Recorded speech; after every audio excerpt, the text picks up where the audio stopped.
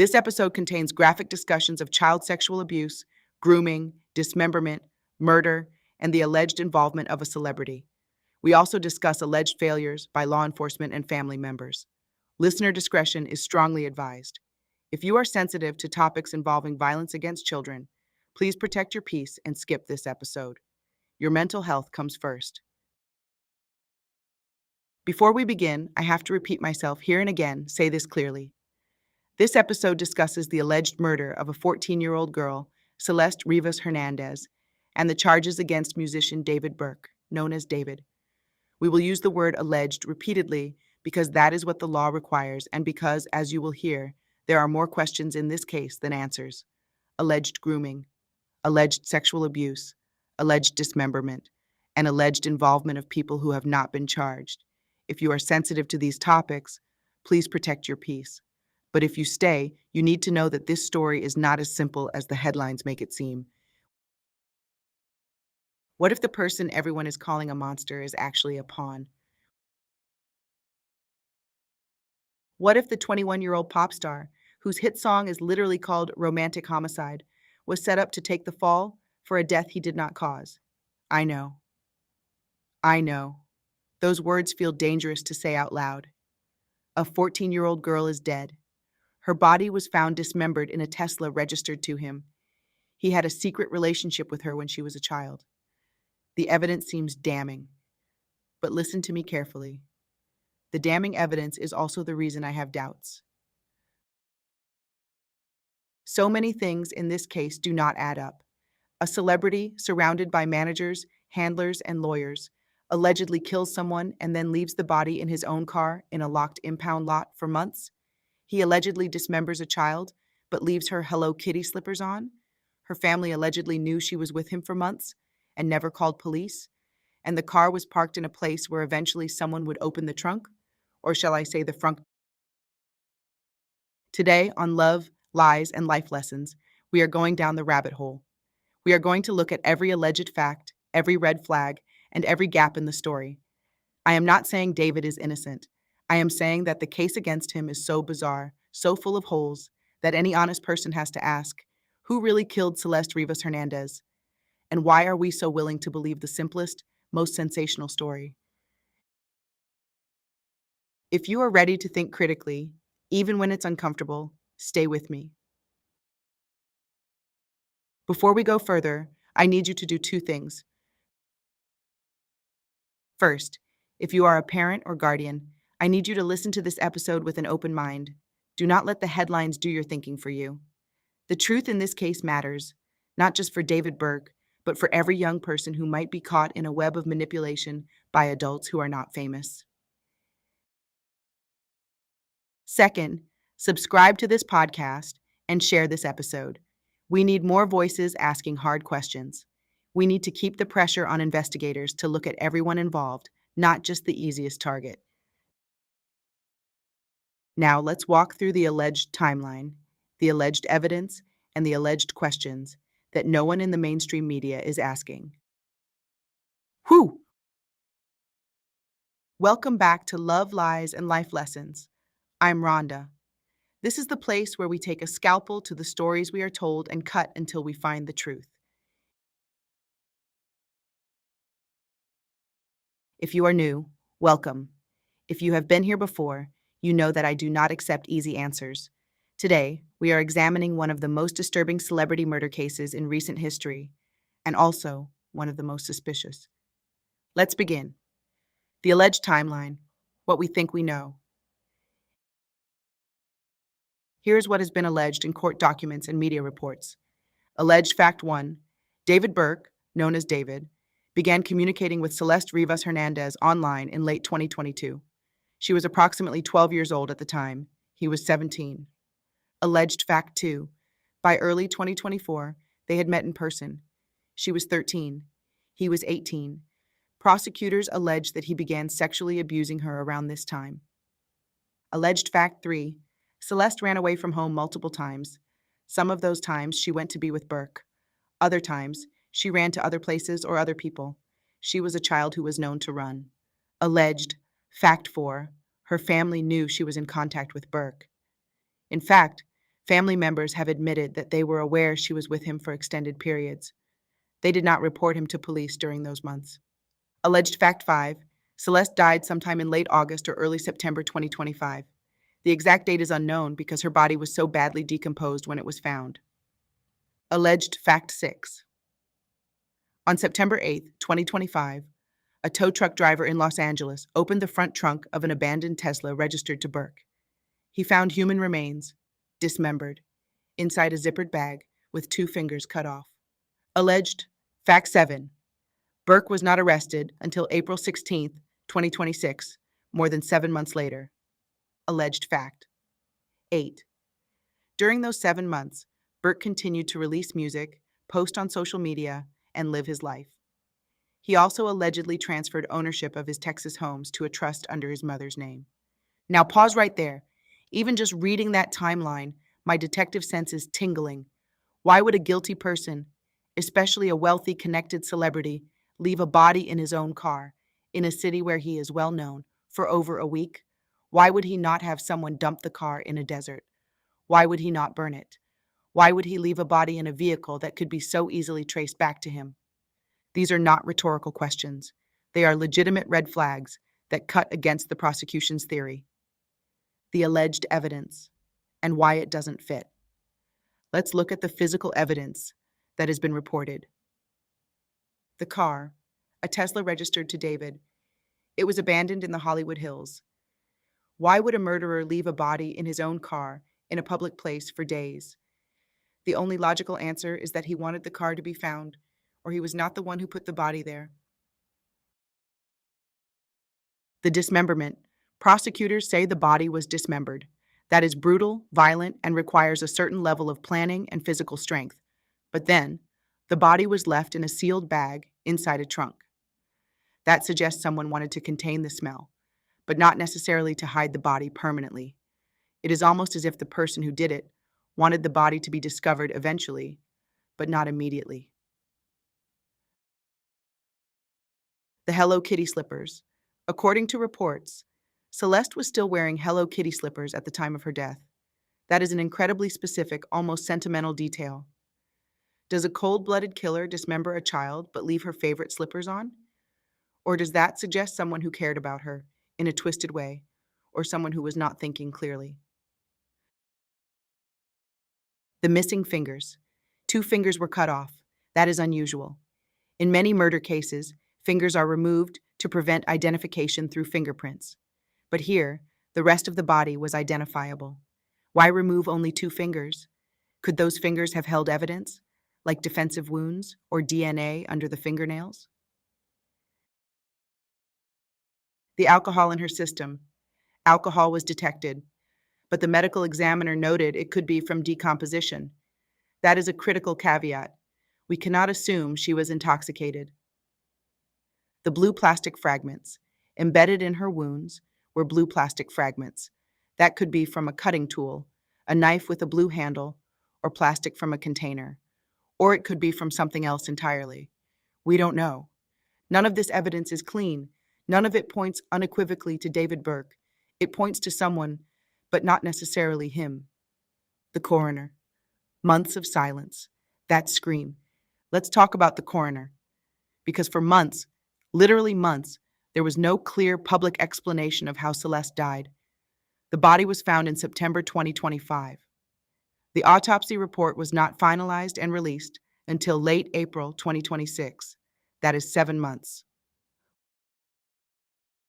Why? In a typical murder case, especially one involving a celebrity suspect, the coroner's office prioritizes the autopsy. They know the public is watching. They know the family needs answers. So why the delay? We have to ask uncomfortable questions. Question 1. Was the body too degraded to determine a clear cause of death? Dismemberment and decomposition make forensic pathology difficult. But 7 months? Even with DNA analysis and toxicology, that is an extraordinarily long time. It suggests either gross incompetence or that the findings were inconclusive, and prosecutors had to pressure the coroner to commit to a narrative. Question 2. Did the coroner's office change its findings? Rumors online suggest that initial examinations pointed to possible accidental overdose or natural causes exacerbated by her runaway lifestyle. But then, after LAPD applied pressure, the official report landed on multiple penetrating injuries, stab wounds. We cannot verify that, but the delay itself is suspicious. Question 3. What about the blue plastic fragments embedded in her wounds? That is unusual. Could those fragments be from a cutting tool used in dismemberment? Or could they be from something else entirely, like a broken toy or container she was near before death? The coroner's report has not clarified, and without clarity, we are left speculating. The educational truth. When a coroner takes months to release a report in a high-profile case, it is not usually because they are being thorough. It is often because they are being pressured, or because the evidence is messy and does not fit a clean prosecution narrative. We have to ask, what took so long, and what changed between September and April? LAPD, the 7 months that could have saved her. Now let's talk about the LAPD, and I am not going to sugarcoat this. The Los Angeles Police Department has a long, ugly history of mishandling cases involving missing children, especially children of color, especially when the suspect is a celebrity. Alleged fact, Celeste Rivas Hernandez was reported missing multiple times over nearly 2 years. Her family, despite allegedly knowing she was with d4vd, did not provide his name to police. But that does not excuse the LAPD from their own failures. When a child is missing, especially a 13 or 14-year-old girl, the first 48 hours are critical. In Celeste's case, she was missing for months at a time. The LAPD could have issued Amber Alerts. They could have tracked her phone. They could have interviewed associates, including d4vd, early on. But they didn't. Or if they did it so quietly and slowly that a child died. The devastating question, if LAPD had acted aggressively in early 2025, when Celeste was first reported missing, and there was already evidence she was with an adult male, could they have intervened? Could they have pulled her out of that situation before she was murdered? I believe the answer is yes, and that makes me furious. LAPD's alleged delay. After the body was found, 7 months to arrest d4vd. In that time, he was walking free. He was posting on social media. He was allegedly transferring assets, and Celeste's family was waiting. Why the delay? Official reasons: complex investigation, degraded evidence, need for grand jury. But let's be real. If the suspect had been a poor black man from South Central, with no fame and no lawyer, he would have been arrested within days. The celebrity protection system is real. The educational truth: police departments move slowly when the suspect is rich and famous. They want to build an airtight case because they know the defense will be aggressive. But in doing so, they risk allowing a potential murderer to remain free and potentially harm others. Alleged fact: during those 7 months, d4vd was not under surveillance, not monitored, not restricted from traveling. He could have fled the country. He could have destroyed evidence. He could have harmed another child. The LAPD took a massive gamble. Then, there are reports from them that he was indeed being watched or there was an open investigation. And we have to ask, what if they had arrested him sooner? Would Celeste's body have been identified sooner? Would her family have had closure months earlier? Would other potential victims have been protected? I don't trust LAPD, not because I am biased, but because their track record speaks for itself. And in this case, their delays are inexcusable. The rabbit hole deepens. Who else was in the Tesla? Let's go further down the rabbit hole. The Tesla was registered to David Burke, but who else had access to that car? Alleged fact: Burke was on tour during parts of 2025. His Tesla could have been parked at his home, at a studio, or at an airport parking lot. Multiple people, assistants, drivers, friends, even strangers, could have had access to the keys. Question: was the Tesla ever reported stolen? If not, why not? If Burke knew the car was missing, why did he not contact police? Or did he not know because he was not the one using it? Question: The car was abandoned in the Hollywood Hills, a popular area for dumping items. Was it caught on any security cameras? Surely a neighborhood like that has Ring doorbells, traffic cams, or business surveillance. Did LAPD pull that footage?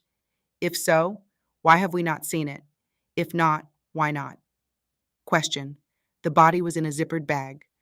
Where did that bag come from? Could it be traced to a purchase? Did Burke buy it, or was it already in the car? Question. The dismemberment.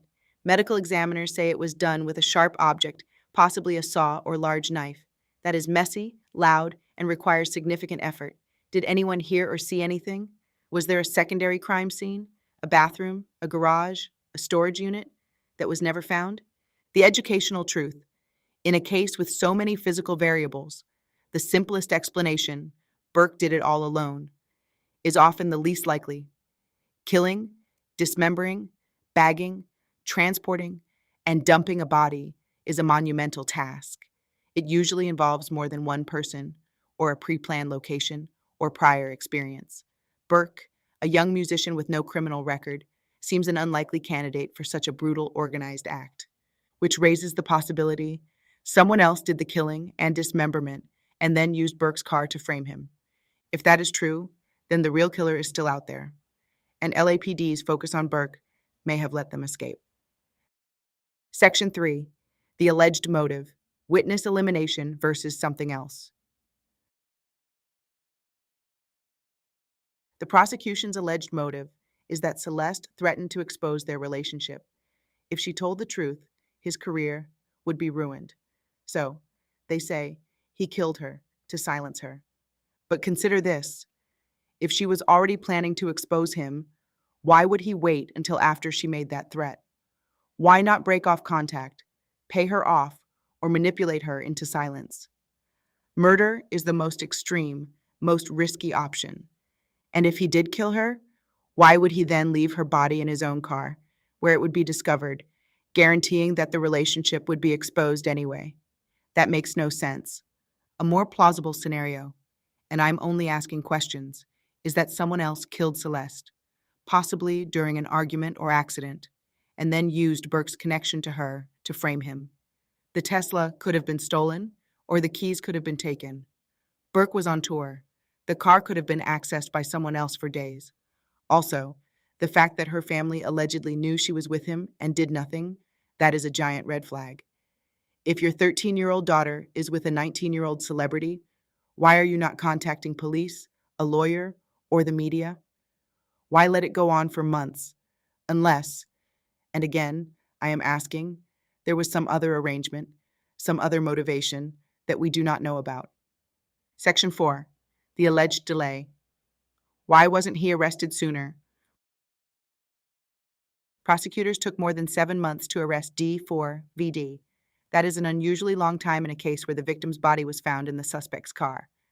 Why? One answer is that the forensic evidence was degraded. A dismembered body left in a car for over a week is a nightmare for DNA collection. But still, 7 months. Another answer is that the investigation had to be painstaking because the suspect is famous and legally aggressive. His lawyers would challenge every piece of evidence. But a third, more cynical answer is that the police were not sure they had enough to convict. If they had an open and shut case, they would have arrested him immediately. The delay suggests that even the investigators had doubts. And during those 7 months, Burke was releasing music, posting on social media, and even transferring property. That could be evidence of a guilty mind, preparing to flee or hide assets.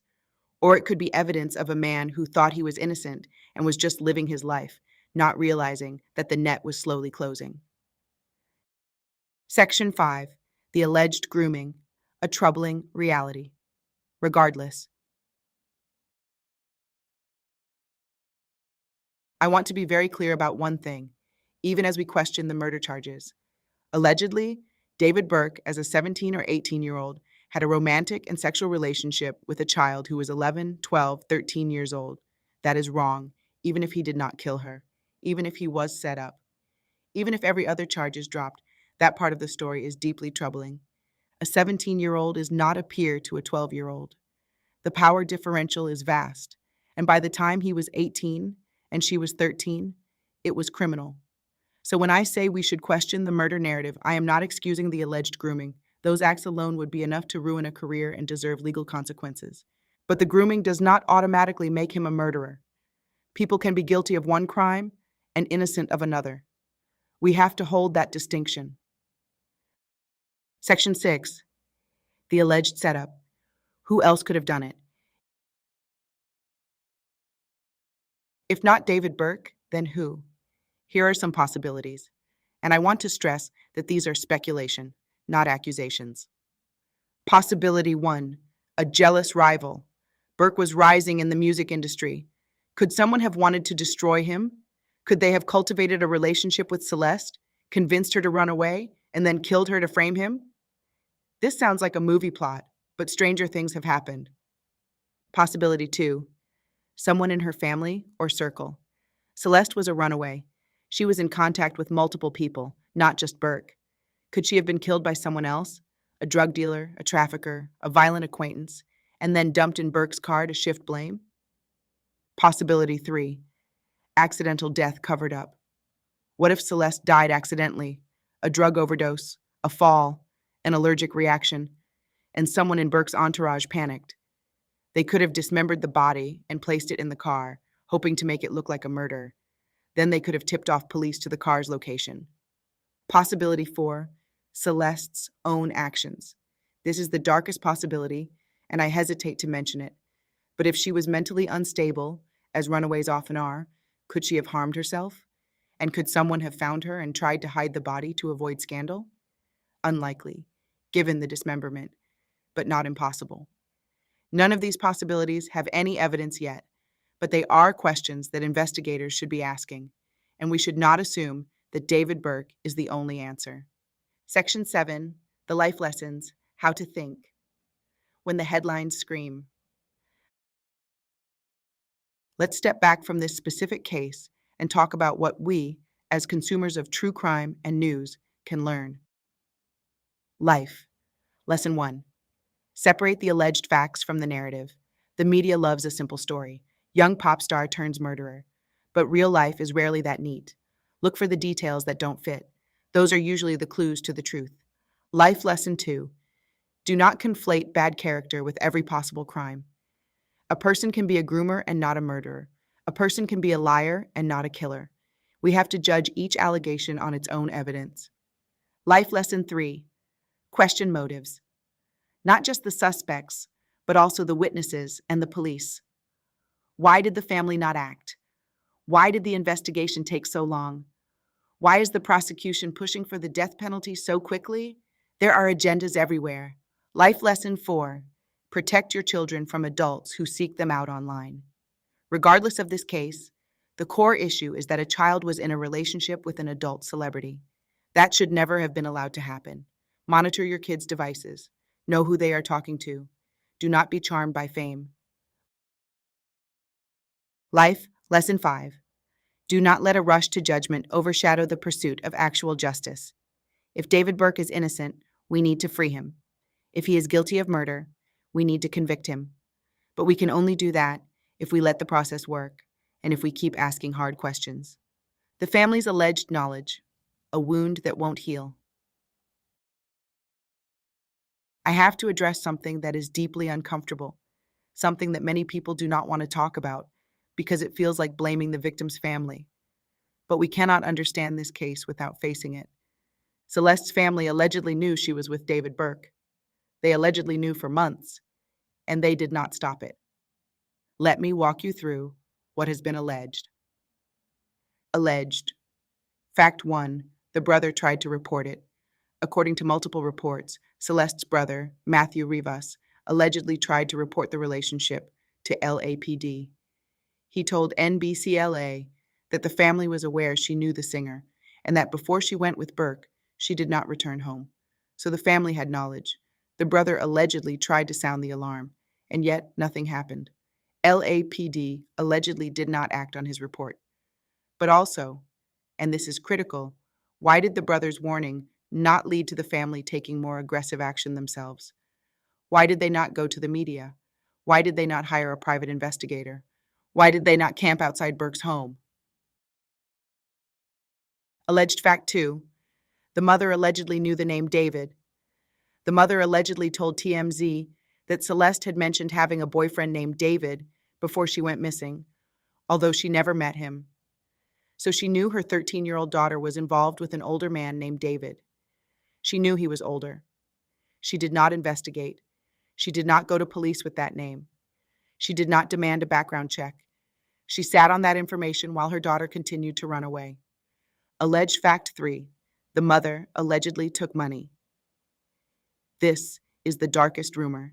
Online reports, unconfirmed but persistent, allege that David Burke gave Celeste's mother money to allow Celeste to hang out with him. There are even claims that he paid her friends. This is not proven. It is alleged. But if true, it would fundamentally change the narrative. It would mean that the family was not just passive, they were complicit. It would mean that a mother allegedly accepted payment to look the other way while a child was being groomed. That is not failure to protect.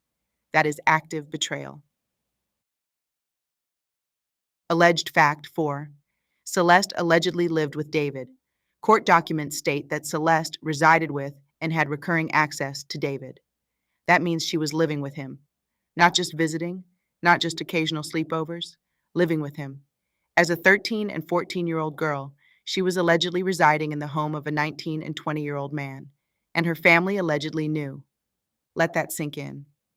A child was living with an adult male, and the adults who were supposed to protect her, her mother, her father, her extended family, did not call the police, did not file for emergency custody, did not go to the media, did not camp out at his mansion. They allegedly knew, and they allegedly let it continue. The devastating truth: if the family gave police Burke's name early on, investigators could have interviewed him, searched his properties, and potentially found Celeste alive. They could have rescued her from a dangerous situation. They did not. If the mother took money, if even a single dollar exchanged hands, then she is not just a grieving parent. She is an alleged participant in the exploitation of her own child. And that changes everything. I am not blaming the family lightly. I am not ignoring that they lost a daughter and that grief is real. But grief does not erase accountability. We have to ask, who failed Celeste first? Was it LAPD for not acting on the brother's tip? Was it the mother for allegedly accepting payment? Was it both? The educational truth: this case is not just about a pop star allegedly killing a child. It is about a system of failure that stretches from the LAPD to the family home. A child ran away repeatedly because she was not safe at home. She fell into the hands of a predator because no adult intervened. And she died because everyone who could have saved her looked the other way, for money, for convenience, or for reasons we may never fully know. If you are a parent and your child is missing, do not wait. Do not accept money. Do not keep secrets. Report every name, every address, every suspicion. Your child's life depends on you. And if you are a bystander, a neighbor, a friend, a classmate, and you see a child in danger, speak up. Silence is complicity. Allegedly, in this case, there was a lot of silence, and a 14-year-old girl is dead. Celeste Rivas. Hernandez was 14 years old. She ran away from home because she was vulnerable, because she was failed by the adults who should have protected her. She fell into the orbit of a young musician who, at the very least, allegedly groomed a child. And then she died, a violent, terrifying death. I do not know if David Burke killed her. The evidence is bizarre, the delays are suspicious, and the coroner's report took far too long. I do not trust LAPD. I do not trust the media narrative. And I believe that if police had acted sooner, if the family had spoken up sooner, Celeste might still be alive. That is not a conclusion. It is a question that will haunt this case forever. We owe it to Celeste to keep asking, to keep doubting, to keep demanding transparency. Rest in power, Celeste. You deserve to grow up. Share this episode. Tag it #Justice for Celeste. Keep asking the hard questions. Subscribe to Love, Lies, and Life Lessons.